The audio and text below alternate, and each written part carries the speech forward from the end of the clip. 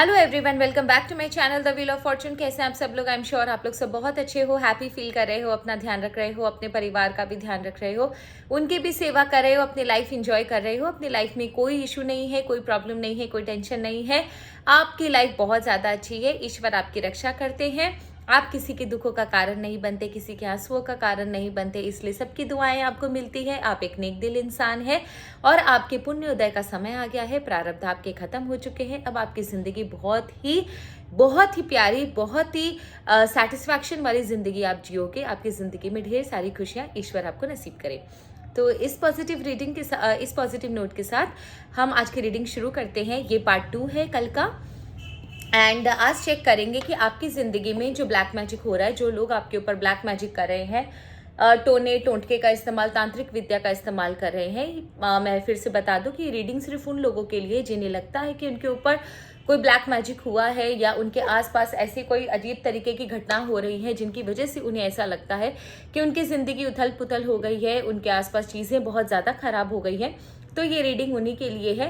And आज देखेंगे कि इस रीडिंग से उनकी लाइफ में क्या अंतर आया, उनके लाइफ में क्या चेंजेस आए थे, क्या चेंजेस आ रहे हैं, जो बुरे चेंजेस उनकी लाइफ में हैं वो क्या आ रहे हैं और उसकी क्या रेमेडी है, क्या कर सकते हैं हम इन चीज़ों से बचने के लिए।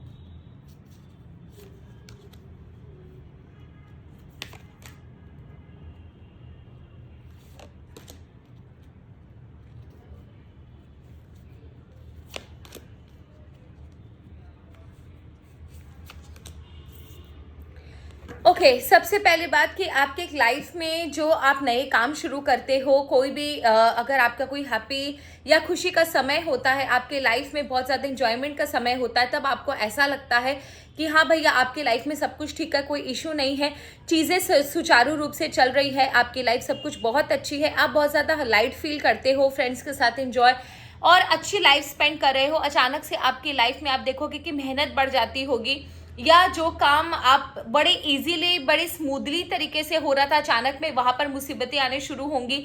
आपका ध्यान अपनी तरफ केंद्रित करने की कोशिश करेंगे, आपको पहले से ज्यादा मेहनत करवाएंगे, अननेसेसरी मेहनत करवाएंगे, अननेसेसरी आपका टाइम किल होता होगा, अननेसेसरी आपका मेहनत जाया जाती होगी। जो रूटीन आपको जो जो उस मेहनत के बाद भी जो चीज़ आपको मिलनी चाहिए, जो अप्रिसिएशन या एक्नॉलेजमेंट या उस मेहनत का जो फल आपको मिलना चाहिए, वो यहाँ पर मिल नहीं रहा। तो चीज़ें ना स्मूथ होते होते अचानक से आपके लाइफ में बम्पी हो जा रही हैं।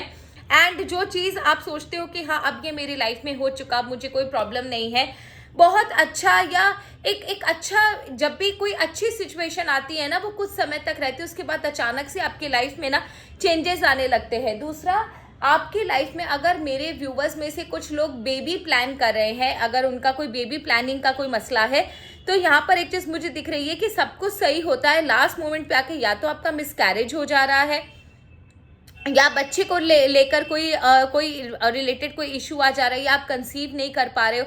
Something is like that only कि आपका जो भी एक हैप्पीनेस वाला जोन होता है वो कुछ समय तक रहता है, उसके बाद अचानक से ना वहां पर एक ड्रॉबैक, एक सेटबैक आपको मिलता है और अचानक से आपकी जो एनर्जी है वो चेंज हो जाती है।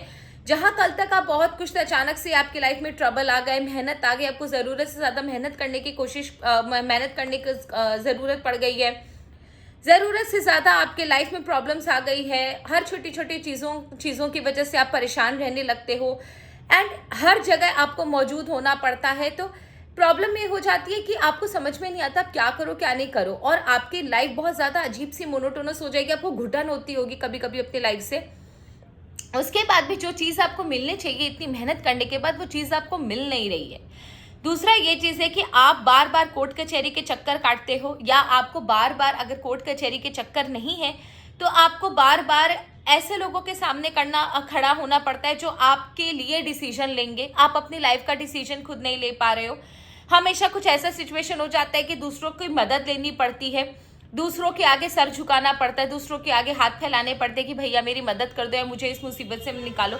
अननेसेसरी मुसीबत में पड़ जाते होंगे, हमेशा दूसरों से दब के चलना पड़ता होगा, अचानक से सिचुएशन चेंज हो जाती होगी और आप देखोगे कि आपकी ज़िंदगी का फैसला कोई और कर रहा है या आपकी ज़िंदगी का डिसीजन कोई और ले रहा है। तो कहीं ना आपको ना सप्रेस कर दिया जाता है, आपके अंदर की जो ताकत है उसको ख़त्म कर दिया जाता है। सोचने समझने की, डिसीजन लेने की शक्ति, सब चीज़ आपकी जो है वो पूरी धूमिल पड़ जाती है। इसे बंधन कहते हैं, स्तंभन कहते हैं, जो सोचने समझने की शक्ति को ख़त्म कर देता है और आपकी ज़िंदगी के फैसले, आपकी ज़िंदगी के डिसीजंस, आपकी ज़िंदगी में क्या होगा, आपको किस समय क्या करना है, वो कोई और डिसाइड कर रहा है। तो कहीं ना आप दूसरों के ऊपर अधीन बन जाते हो, किसी के मोहताज बन जाते हो।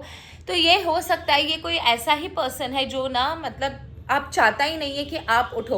और एक चीज़ और है, यहाँ पर ना आप ना केवल सोचने समझने की शक्ति आपकी धूमिल हो रही है, एक चीज़ बड़ी अजीब सी मुझे यहाँ पर दिखाई दे रही है कि आपसे लोग दिल की बातें निकाल लेते हैं। आप इनोसेंस में आकर आपको समझ में ही नहीं आता, आपका सोचने समझने की ताकत इतनी ज़्यादा ख़त्म हो चुकी है कि आपको समझ में ही नहीं आता कि कौन आपका अपना है, कौन आपका पराया है। और आप ना जो आपसे कोई पूछा जाए या बेवकूफ़ों की तरह बोल देते हो, मन की बात खोल देते हो। आप समझ ही नहीं पाते कि किसका प्लान क्या है, कौन आपके पीछे क्या कर रहा है, किसकी क्या नीयत है। नंबर 1, आपके जो अच्छे आइडियाज़ हैं, आप जो अच्छा सोचते हो, आप जो अच्छा आपके अंदर जो क्वालिटीज़ हैं, वो सारी की सारी ना वो आपके इमेजिनेशन में ही रह जाती है। आपका हुनर आपके इमेजिनेशन में ही रह जाता है, आपके अंदर तक रह जाता है और किसी को पता भी नहीं चलता।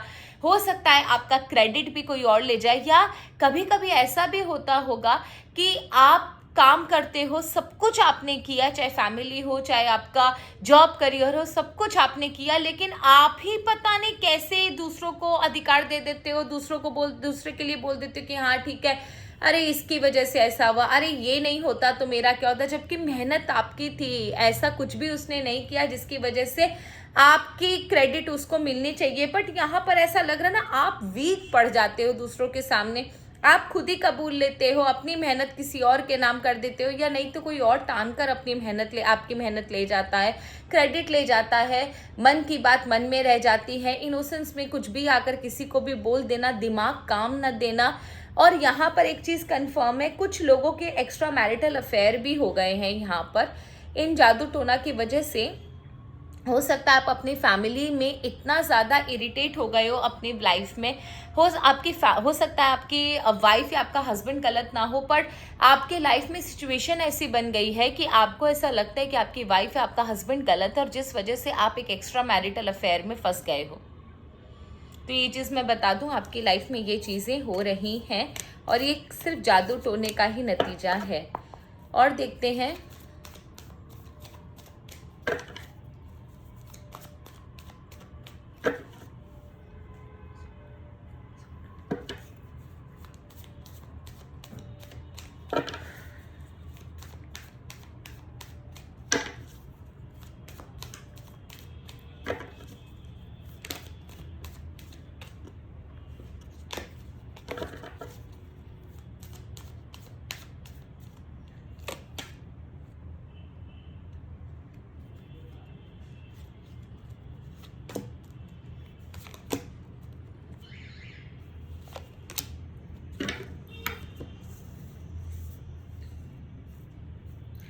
दूसरा, आप जिनसे प्यार करते हो या जो लाइफ जीना चाहते हो अपने आप से, जहाँ यहाँ पर अपने आप से खुद से भी प्यार दिखाया गया है।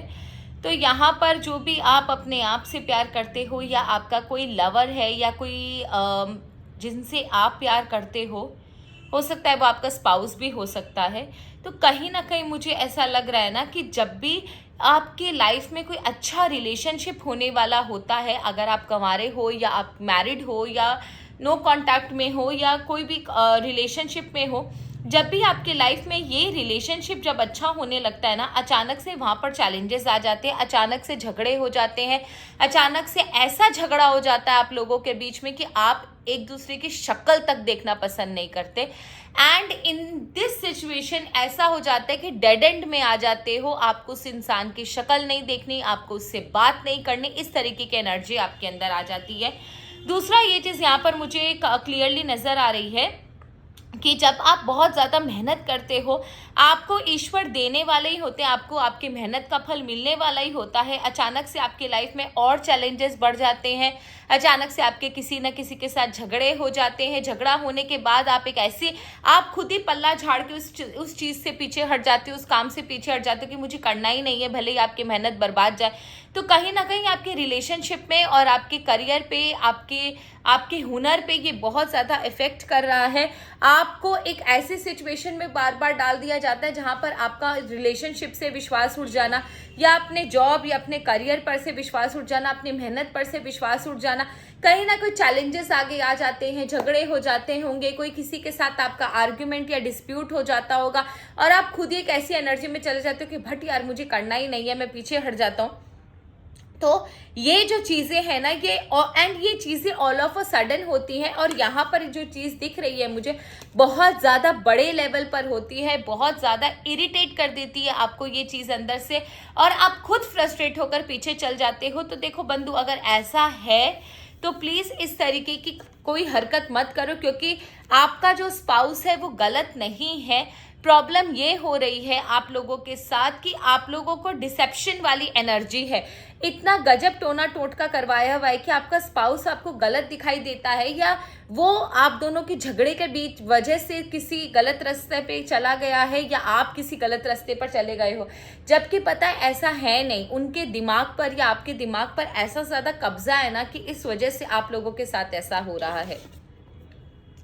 अब मुझे ये चीज़ जाननी है कि आपके सबकॉन्शियस माइंड में क्या इफेक्ट डालता है ये। क्या आपके बिहेवियर, आपके सबकॉन्शियस माइंड आपके अंदर कोई अननोन फियर जगा रहा है, आपको क्या बुरे सपने आ रहे हैं, ये सब भी देखना ज़रूरी है। प्लीज़ ईश्वर मुझे बताएं कि मेरे व्यूवर्स के सबकॉन्शियस माइंड पर ये चीज़ें कैसे अफेक्ट कर रही है, मेरे व्यूवर्स के सबकॉन्शियस माइंड पर ये चीज़ें कैसे अफेक्ट कर रही है, मेरे व्यूवर्स के सबकॉन्शियस माइंड पे।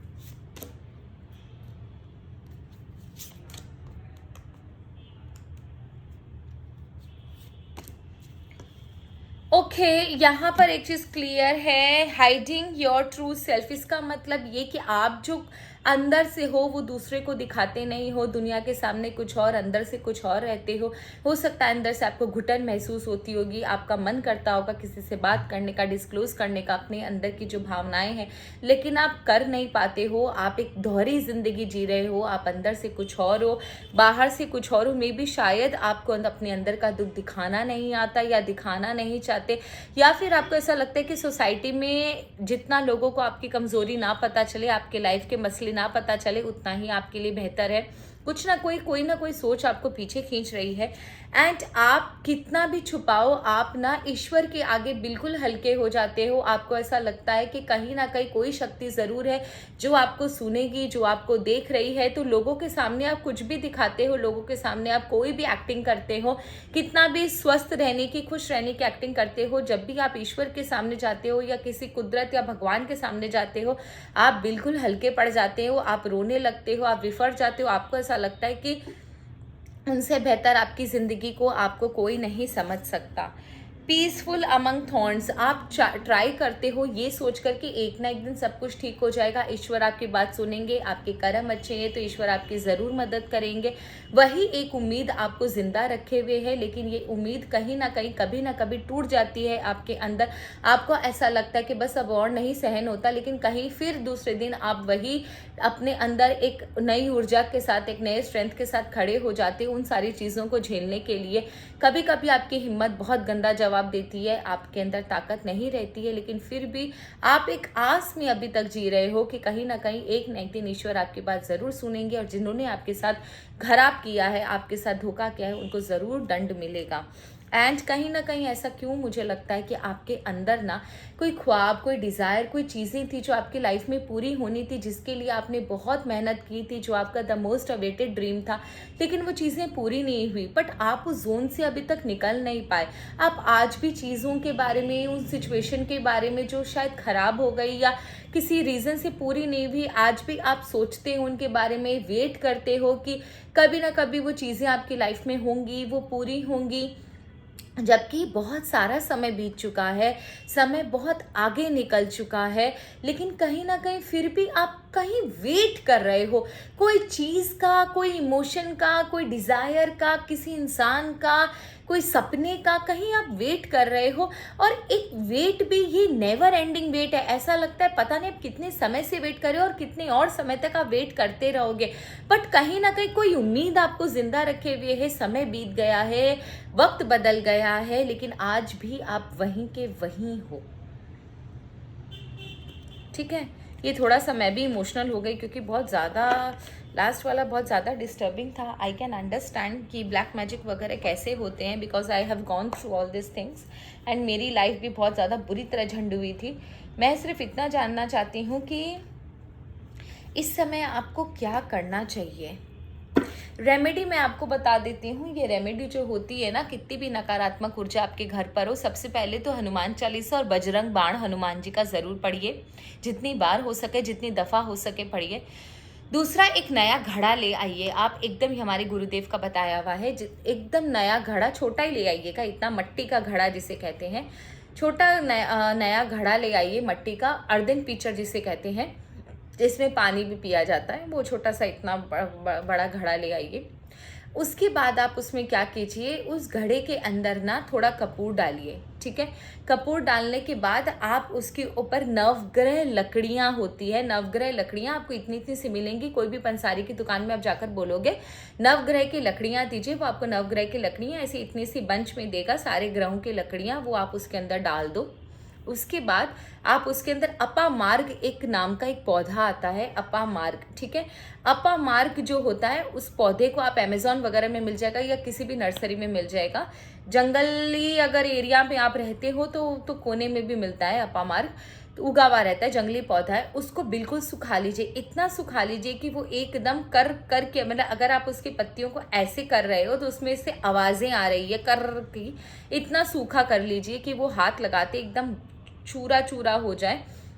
उसको पूरे, मतलब इतना बड़ा पेड़ अगर आप लेते हो, तना आप लेते हो और बहुत सारी पत्तियां उसके अंदर है, उसको डाल सहित एकदम सुखा लीजिए, इतना बड़ा वो पूरा ब्रांच के साथ ही एकदम सुखा लीजिए। और उसके बाद जब वो पूरी तरह सूख जाए, कागज की तरह हो जाए, तो आप उसको मोड़ तोड़ के उसके अंदर डाल दीजिए। उसके बाद एक रेड एंड ब्लैक गूंजा आता है, रेड एंड ब्लैक गूंजा। उस गूंजा को आप, रेड एंड ब्लैक रंग का होता है, छोटा छोटा सा गूंजा, आप सर्च करोगे अमेज़ॉन में तो डेफिनेटली आपको मिल जाएगा। एंड मैं अगर हो सकेगा तो मैं ना कमेंट में आपको अमेज़ॉन के लिंक डाल दूंगी, आप वहाँ देख लेना। ठीक है, तो उस गूंजे को ना, थोड़े से गूंजे को उसके ऊपर डाल दीजिए और उसके बाद और थोड़ा सा कपूर डालकर उसे आप जला दीजिए। इससे होगा क्या, और रात को करना है 7 से 8 के बीच में, उसको वैसे का वैसे जलते रहने देना है। जब आप जलाओगे ना तो उसमें से धुआं निकलेगा और वो धुआं जो होता है वो रात भर आपको वहीं अपने घर में रहने देना है। खिड़की दरवाजे ना खोले, उस धुएं को रहने दे। अपा मार्ग के अंदर सारी नेगेटिविटी, इनफैक्ट आपके अंदर की जो बॉडी की नेगेटिविटी है उसको भी खींचने की ताकत रखती है। इतना शक्तिशाली है ये, हमारे गुरु का दिया हुआ है। दूसरा, आप एक काम कर सकते हो, हर दूसरे तीसरे दिन ना नमक की साफ़ी लगवाया कीजिए अपने घर में। ज़रा सा नमक डाल के अपने घर में थोड़ा पोछा मरवा दीजिए, थोड़ा साफ़ी लगवा दीजिए, जिससे भी आपके घर में नकारात्मक ऊर्जा जो होती है ना वो प्रवेश नहीं करेगी, उससे भी आपको बचाव मिलेगा। तो एक चीज़ जो मुझे देखनी थी, चलिए अब वो देख लेते हैं। मैंने आपको रेमेडीज़ बता दी और ये रेमेडीज़ मेरे गुरु की दी हुई है। आप भी हो सके तो नमक से स्नान किया कीजिए। ये आपके लिए बहुत अच्छा रहेगा। आपकी ऊर्जा जो प्रॉब्लमेटिक हो गई है वो आपको उससे भी बहुत अच्छा निजात मिलेगा। ईश्वर मुझे बताएं मेरे व्यूअर्स को इस समय क्या करना चाहिए। ईश्वर मेरे व्यूअर्स को इस समय क्या करना चाहिए।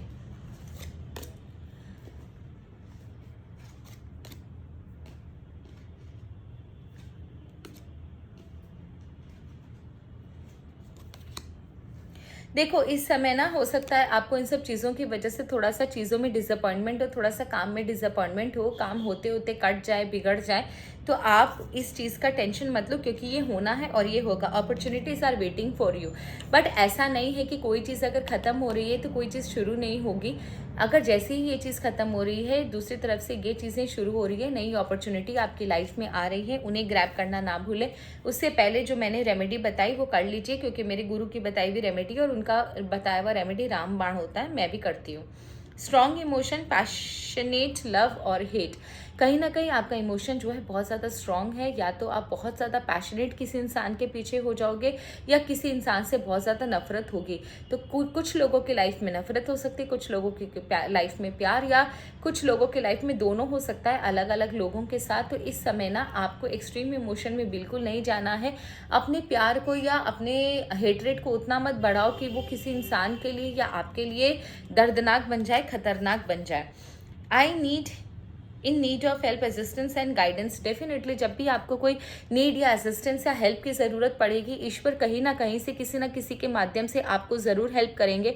अगर वो खुद नहीं आ सकते तो किसी न किसी के माध्यम से ज़रूर हेल्प करेंगे। सपने के माध्यम से हो सकता है, इंसान के माध्यम से हो सकता है, आपके इंट्यूशन के माध्यम से हो सकता है, या फिर वो कोई आपको सिग्नल्स दे सकते हैं, एंजल नंबर दिखना, सिंक्रोनिसिटीज़ दिखना, सेम शेप्स वगैरह दिखना, एनिमल्स के द्वारा, कुत्ते, कौवे, चिड़िया, ये सब बहुत ज़्यादा ईश्वर के मैसेंजर ही कहलाए जाते हैं। बहुत ज़्यादा जब भी मेरी लाइफ में प्रॉब्लम होता है, कुत्ते और कौवे से मुझे बहुत सिग्नल्स मिलते हैं। तो हो सकता है इनकी वजह से या इनके थ्रू आपको कोई हेल्प मिल जाए। आई होप आपको रीडिंग अच्छी लगी होगी। रीडिंग करते करते मैं खुद बहुत ज़्यादा सीरियस हो गई हूँ, बहुत ज़्यादा डीप वाली रीडिंग थी। एंड अगर आपको पर्सनल रीडिंग लेनी है तो आप मुझे व्हाट्सएप कीजिए। एंड पर्सनल रीडिंग पेड है, प्लीज़, फ्री नहीं है।